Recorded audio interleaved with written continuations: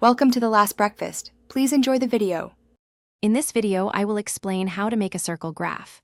First, open Photoshop and create a new document. A good starting size is 1000 by 1000 pixels.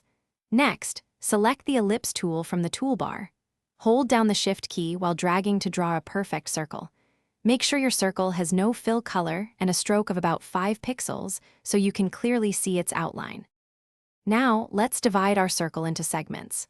Select the pen tool. Click once at the exact center of your circle, then click again on the outer edge to draw a straight line. This line will be one of your segment dividers.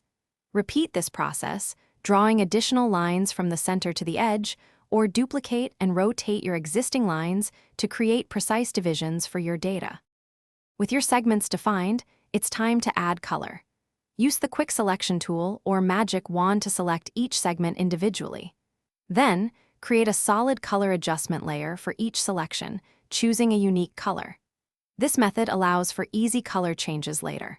Finally, add text layers for labels or percentages, placing them clearly within or near their respective segments to convey your data effectively.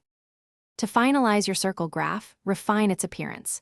You can adjust the stroke thickness and color of your main circle and segment lines to enhance visual clarity. Group all your segment layers, text labels, and the main circle layer together for easy management. Once satisfied, go to File, then Export, and choose Export as to save your graph. Select a high-resolution format like PNG or JPEG for the best quality. Thanks for watching. If this was helpful, leave a like and consider subscribing. See you next time.